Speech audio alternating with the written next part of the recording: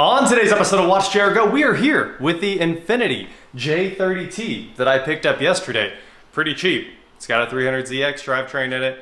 Really cool front engine, reasonable horsepower, limited slip rear wheel drive. But it doesn't run well, so today we're going to try to fix it.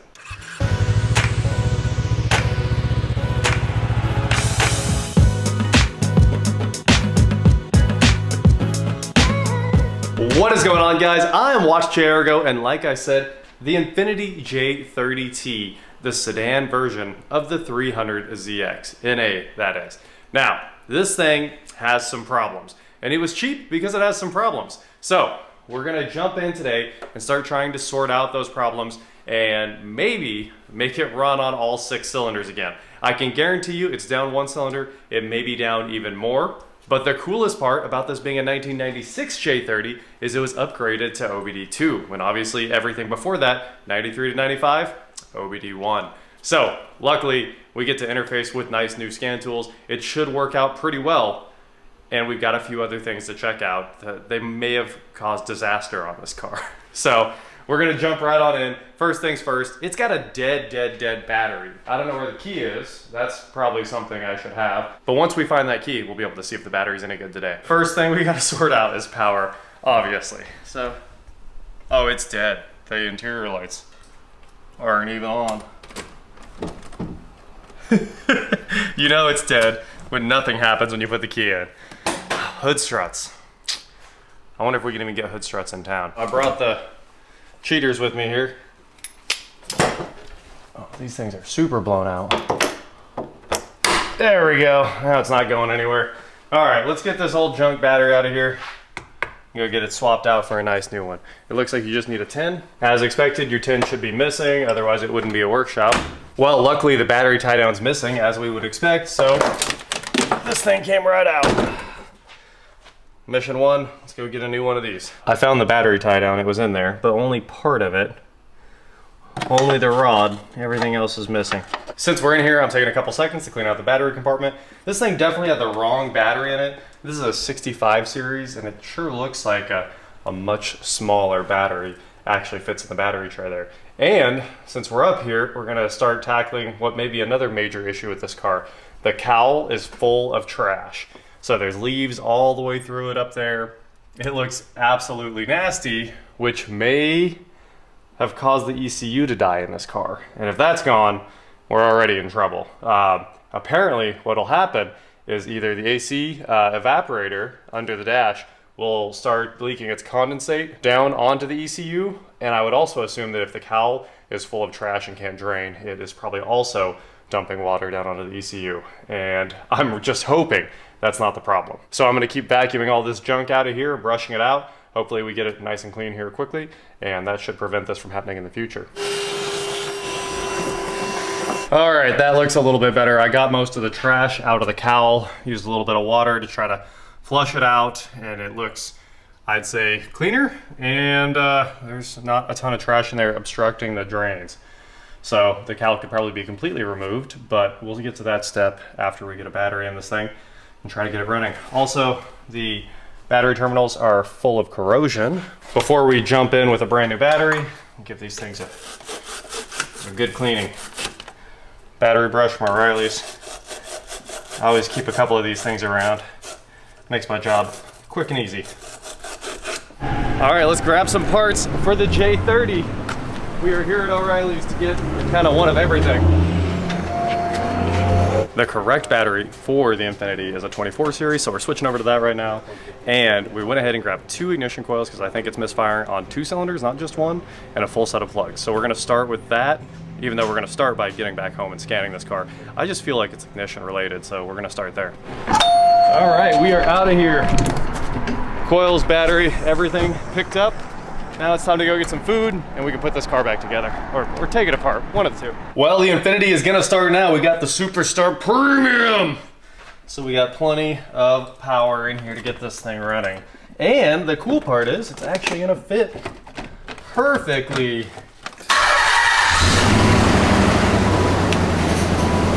Good deal. The check engine light's on. I was only restarting it to make sure the check engine light was actually set. because obviously I need to scan it and I didn't want pulling the battery to clear the codes. Well, unfortunately this thing is so old my scanner doesn't actually support it, but it did have the CA32 platform, which was the Infiniti i30.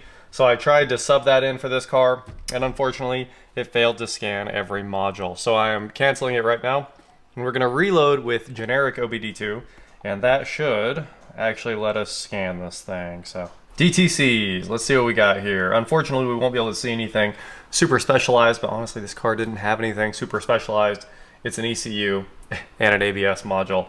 There's not much else to this. This was before the days of the radios sitting on CAN bus and the seats needing their own CAN bus links and all that stuff. All right, here's what we've got.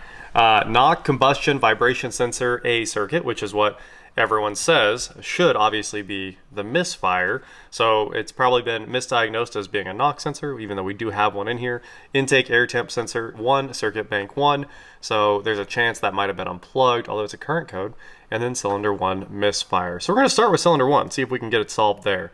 Let's go ahead and erase codes. And the check engine light should be gone again, and we can actually fix it right after this. That intake air temp sensor must be unplugged or broken because it immediately came back P0110. So there's definitely an issue there, and I think it's keeping the check engine light set, or it's the low oil pressure since the engine is not running. So I did quickly troubleshoot this thing before I picked it up. I had an idea of what was wrong, and I did something the internet loves to get super angry about and say that you can't do, even though I've successfully done it many, many times, and that's hot unplug the coils while the engine's running. And I unplugged what I assume to be the front coil on the passenger side, and there was zero change in how the engine was running. And I did flip through a couple others, and there was a major change in how the engine was running. I'm gonna do it for you so that people can get upset in the comments and say that it's impossible to do this. That power steering pump is starving. All right, so take a look at this. Here's our power to the coil. No change. Engine runs the same. Pull another one, and I bet it dies. All right, so that's back.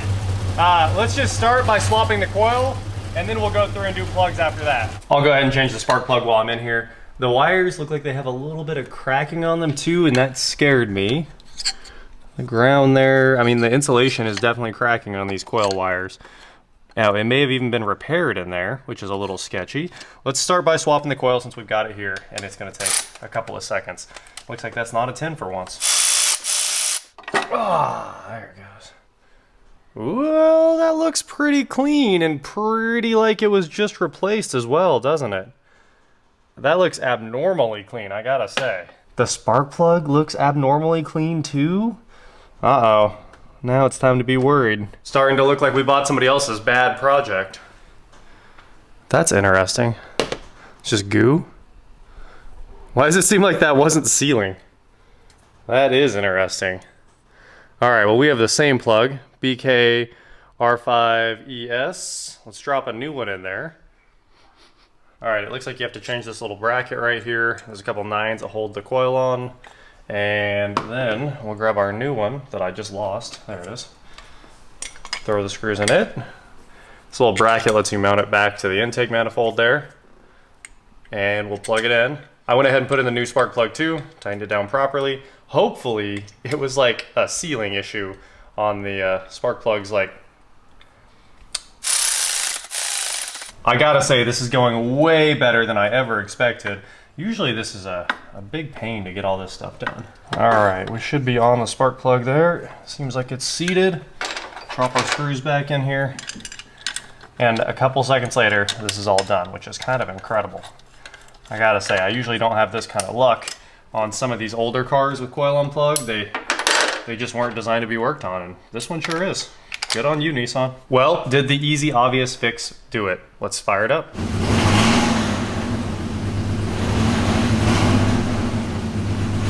Yeah, I think it's still carrying a cylinder. Okay, we've got 12 volts at the ignition coil here. Let's go to our oscilloscope and get into the signal wire so we can force the back probe in there. All right.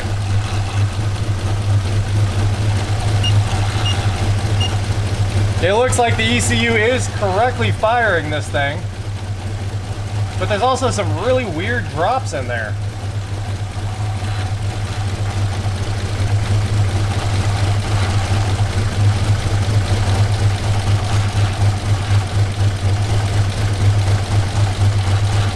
I think there's got to be an issue with the wires going to this coil because it's already been patched up, and none of the others have. If you look, all the others have their factory insulation running all the way to the coil, and maybe this is just a really bad wiring job under here.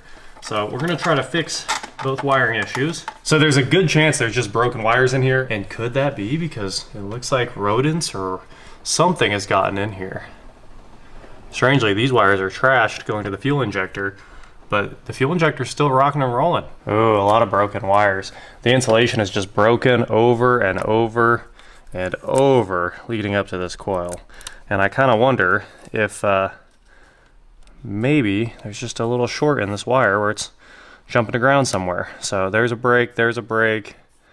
It is tore up. I found the intake air temp and I just unplugged it. And I'm plugging it back in. But I have a feeling we're in trouble with that one because it looks just fine. Oh yeah, it's plugged all the way in. The connector just slides right off though. All right, plugging it back in. It is in the lower air box all the way down here by the fog lights. And this thing has all its underbody panels, so no luck just reaching in. I had to go through a little bitty hole. Of course, intake air temp is pretty important, especially in this cold weather. It makes the thing run right. All right, back to the wiring up here. I'm gonna go ahead and scan the thing one more time, see if our intake air temp code disappeared. There's a chance it did. There's a good chance it didn't. It could be a bad sensor, even though it's pretty rare for those things to fail. And then we'll get back on our coil, try to knock out both problems at once, and this thing would run amazing. You know, I also think I just noticed why we don't have coolant temp on the instrument cluster. There's two sensors right here, and I bet this one wire feeds the cluster and the other one feeds the engine. The one to the engine looks great, and the one for the what's probably the cluster looks pretty horrible. It appears this thing is all wiring issues, just wiring issues on wiring issues. Now, for the coils, you've got your ground on maybe pin 1. Yep, pin 1 is ground. The middle center pin here is 12 volt positive, and we do have 12 volt positive there. I haven't load tested that, and I should, because it all looks like garbage. All these wires are cracked all the way back into the insulation here. And then the signal wire is the third pin. So for cylinder 1, it's a brown white stripe. Cylinder 2, it's red black stripe. And cylinder 3, it looks like brown blue stripe. And those correspond with colors back here on what must be the ignition module. So I back probed cylinder 1, and we're gonna stick that on the oscilloscope and see if we can get any signal there. And if that works, we'll move over here to like cylinder 6 and compare our readings on the oscilloscope. And that should answer all of our questions. That seems pretty reasonable to me.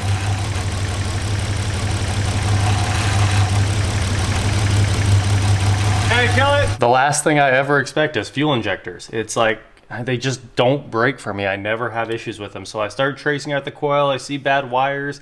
It's pretty obvious that's the direction we need to go.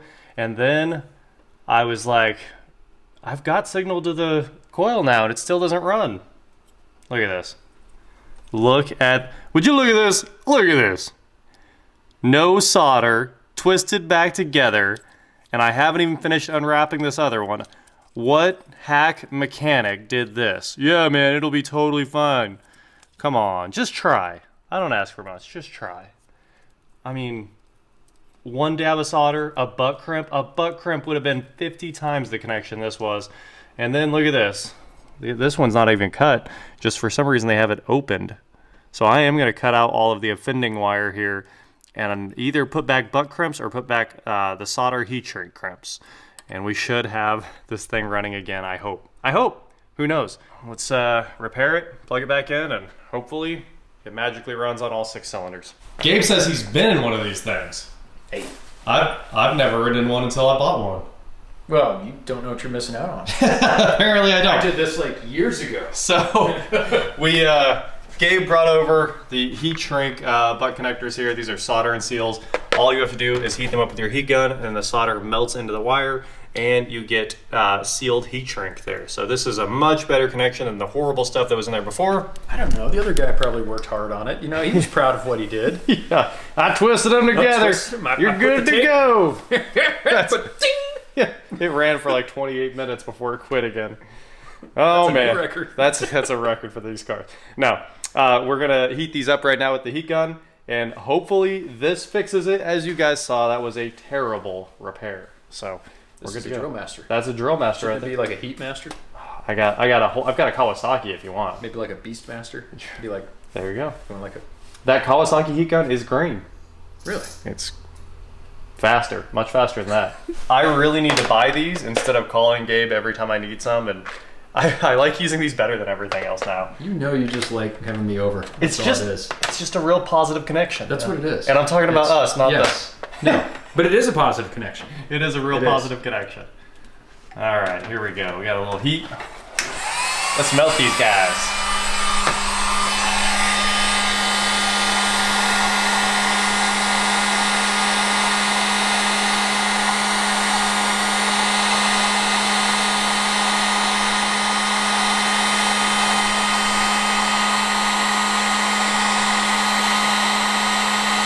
I see the solder starting to take. I think that's good.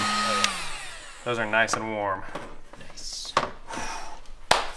I really hope this fixes it. I'm gonna let these cool down for a couple of seconds. But I think we're there. Hopefully this has it all sorted out now. There's corrosion on those wires, so I had to clean them back farther than I wanted. And then I wiped the copper down with alcohol wire brush. It's super clean. It seems like the ignition was a red herring, and it seems like it also cost me nothing to fix this car, because I'm gonna do the plugs just because why not, tune-up time. But the coils, we don't need those at all. We'll find out. We'll put the stock coil back in and find out if it runs. I'll tell you what you don't need is a new timing belt. Oh, I do not need a new timing belt. That's a good point. We see that it's had a timing belt job right there. Now, they did not bother writing in when, but they put the sticker in there, so it was done. It's done like 200,000 miles ago. It was done before the car shipped. Yeah, man, we got a new one. It was a Gates. Well, we put the sticker on anyway. I mean, that's if it's not a timing belt change, it's at least 5 more horsepower. So I was just thinking that if it had a Gates belt from the factory, you could just slap the sticker on there and you're good to go, right? There you go.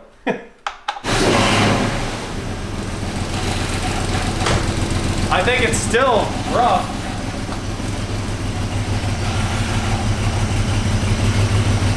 The injector's running. Let's do another one here. Ooh, this injector runs way better. Oh no, this one's good. It's running now.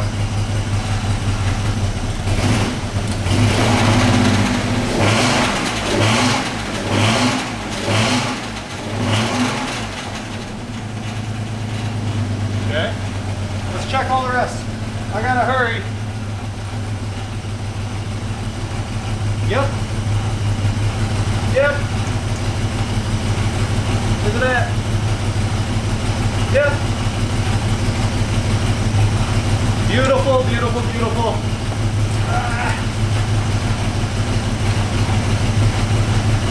I still don't love this one. It doesn't sound nearly as loud as the others. But it's got a nice personality. It's running. These ones are really clicky. I bet this one needs some fuel injector cleaner.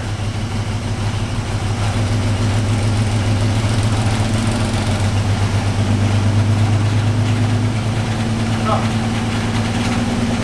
It's getting better. It's getting louder. I think that was it. I think we were getting there with the fuel injector. It sounds like it's coming back to life and it's running better and better. But I'm still thinking this coil is being flaky on me. So I've got it grounded to the block. We're gonna start this thing up and see if we have spark there. There's a good chance we do. This should answer all of our questions. Yeah, I think she's okay. Before it started, it's just like you get a little bit, then you get nothing in a minute. Yeah, so it's firing now. All right, we have a plan. Now that we have the fuel injector fixed and we can hear it trying to run. Collect underpants. That's exactly. We're gonna fill the fuel tank that probably has old gas in it with fresh gas and BG44K and drive it a little bit. until this thing starts to come back to life. Because an engine is technically a fuel injector cleaner, it runs them. So I think eventually it'll start causing that thing to open again, and it'll pick that cylinder back up. And it did seem like we were getting somewhat intermittent results after fixing the injector. So the next thing we're going to check is, are the old coils good, or the old coil that we swapped out? So I have the old coil hooked back up, and we've got it tied to a ground so we can test it out.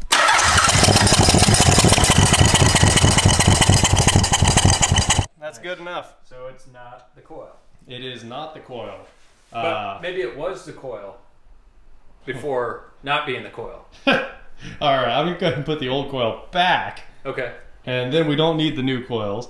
And we'll put in the new spark plugs, and that'll probably help this thing run better as well. All right, it's all back together. And for those of you that are thinking, why don't you just replace the fuel injector? Because it's probably a 12-hour job, just like the knock sensor would be. And if we take this thing apart, everything's gonna break. All these hoses will be trash. They're all old and brittle. Okay, that one still moves around a little bit. That one's not bad, but those are trash, completely solid. All the vacuum lines will be ruined. Pretty brave yanking on those things. Yeah, I know. If you tear something like this down and don't replace all the hoses, it's over. Yep. You can already see some of it's been replaced. There's like the FPR and all that's been replaced. So it's a lot easier to let the ECU sit there and trigger the injector, and eventually it should open back up and start running, unless it's completely shot. And there's a chance, but there's a good chance it's not. It definitely, I mean, that was the most suspect wiring I've ever seen. That looked good. Yeah, that was looked all right to me. yeah, man. Anyway, now we know that's what's wrong with my 1996 Infiniti J30t. We found quite a few issues. It's old, you know, wiring's brittle. It's probably had rats in it. There's some other rat evidence back there on the firewall where it's got some of the black chewed off of it. So you can tell that like it sat in a field or something and it got hurt. Oh, and the power steering is still flaky. It sounds like the pump's cavitating. So that's also a really weird one.